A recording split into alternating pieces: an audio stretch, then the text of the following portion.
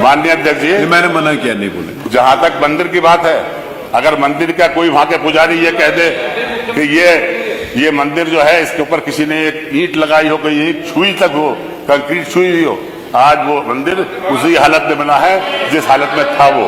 वहां के लोग जो वहां के लोग जो उसको बनाने वाले हैं, उसकी चाबी जिनके पास है, वो चाबी आज उसी ताले की चाबी उनके पास है, उसी से खोला गया। जब मंदिर को खोला गया तो उसके अंदर जो मूर्तियां रखी थी उसी एज इट इज वैसी रखी हुई है। एक भी कोई भी मूर्ति का खंडन नहीं हुआ, कहीं नहीं खंडित हुई। मान्यवर, वहां के लोगों ने ये कहा कि हमारी आबादी इस जगह कम थी, हम 20, 25, 30 घर हैं यहाँ पर, बाकी सब मुसलमानों के, हमें मुसलमानों ने परेशान नहीं किया, मगर हमारे दिल के अंदर डर था, इस वजह से हम यहाँ से चले गए। वो संभल से बाहर नहीं गए मान्यवर, वो संभल से बाहर नहीं गए, संभल के अंदर ही रहे वो। और मंदिर के अंदर जाकर के बाद में उन्होंने डीएम को भी यही स्टेटमेंट दिया और प्रेस को भी यही स्टेटमेंट दिया कि हमें किसी ने भगाया नहीं है, हमें किसी ने कहा, जिस हालत में मंदिर आज था उसी हालत में आज खड़ा है। मान्यवर, उसके अंदर चढ़ावा आया, सिक्के मिले उसके अंदर, उतने पुराने सिक्के भी मिले, और उसको ये बताया जा रहा है किस तरह से आपको भ्रमित किए जा रहे हैं। मान्यवर मुख्यमंत्री जी, आप भ्रमित ना हो, वास्तविकता देखिए, मंदिर आज भी उसी हालत में है जिस हालत में वो था। 2006 तक उसके अंदर पूजा हुई है। वहां के लोग खुद कहते हैं, जो पूजा करने वाले हैं वो कह रहे हैं 2006 तक हमने पूजा की है उसमें।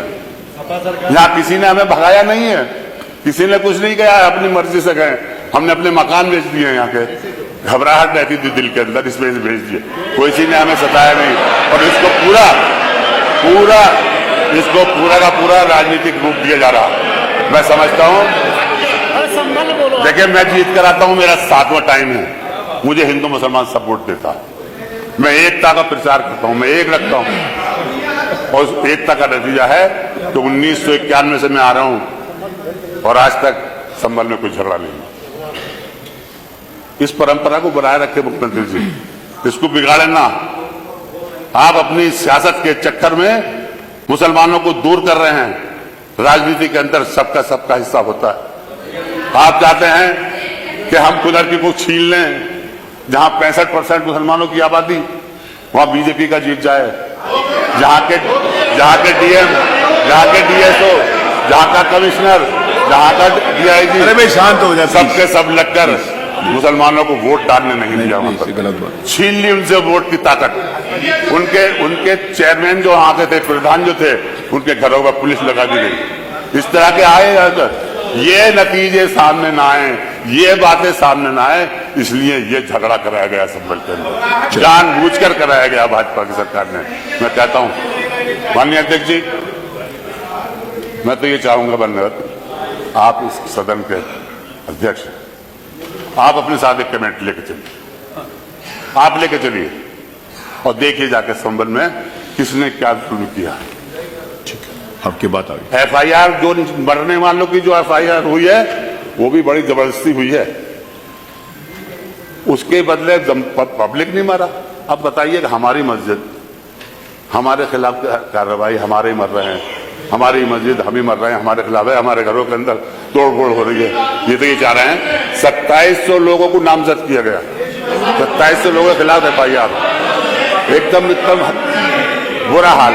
नहीं भाई प्लीज, आपको प्रदेश जवाब है, आप इस प्रदेश के मुखिया हैं, आपका फर्ज बन जाता है कि आप अपने प्रदेश के अंदर अमन शांति बनाए रखें, यहाँ कोई हिंदू मुस्लिम बात न हो, यह आपका फर्ज बनता है।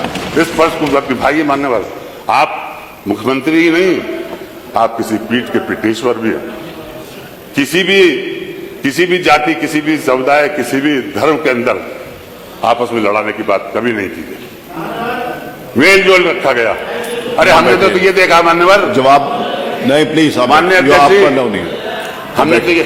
हमने तो ये देखा कि हमारे आप गुजर साहब वहां से वहां पहुंच गए, अच्छी बात। माननीय अध्यक्ष जी, नंदकिशोर जी नहीं, हमने तो ये देखा 96 में नहीं, माननीय कल्याण सिंह जी की सरकार थी, 1996 में माननीय कल्याण सिंह जी की सरकार थी। हम सब लोग विधानसभा में बैठते थे, रमजान आ गए, उन्होंने अपने घर पे इफ्तार कराया 5 कालिदास के ऊपर, इससे संबल पर, और इफ्तार कराने के ऊपर वहीं पे हमने अजान भी दी, वहीं नमाज भी उन्होंने पढ़ाई। ऐसे बन जाइए आप भी, सब आपको गले लगाएंगे। छीन के क्या फायदा है? वोट क्यों छीन रहे हो? वोटों को छीन लो, प्यार से करो। या जितनी जितनी सुविधाएं आप हमें दे रहे हैं तो कोई एहसान नहीं कर रहे हैं। ये संविधान में लिखा हुआ, ये संविधान में लिखा हुआ। संविधान के अनुसार चलेंगे तो हम आपका सहयोग करें, मगर आप संविधान को भूल रहे हैं। इस द्वेष की नहीं, आप नहीं अलाउड कि आपको अच्छी बात नहीं है। प्लीज बैठिए, प्लीज। आप जो हैं नहीं, मंत्री नहीं है, आप किसी पीठ के पेशवर हैं। उस फर्ज को भी अंजाम दीजिए। हिंदू मुसलमानों को लड़ाओ, हम हैं। अगर हमसे इतने अगर वो है, हमसे अगर इतनी परेशानी है तो मुसलमानों को वोट का हक छीन लीजिए, आप मत दीजिए। मगर ये भी नहीं कर सकते आप ये भी नहीं कर सकते। क्यों? फिर लड़क जाए ऐसे, फिर वोट कैसे लेंगे हिंदू मुस्लिम अगर किए? इसलिए आप ये काम करें। चलिए। माननीय अध्यक्ष जी, ये बड़ा गंभीर प्रश्न है और मैं चाहूंगा कि इस अविलंबनीय लोकहित महत्व के गंभीर विषय पर सदन का ध्यान आकृष्ट करते हुए आज का प्रोफेशन की कार्यवाही कार्यसूची सम्मिलित करकर चर्चा कराई जाएगी।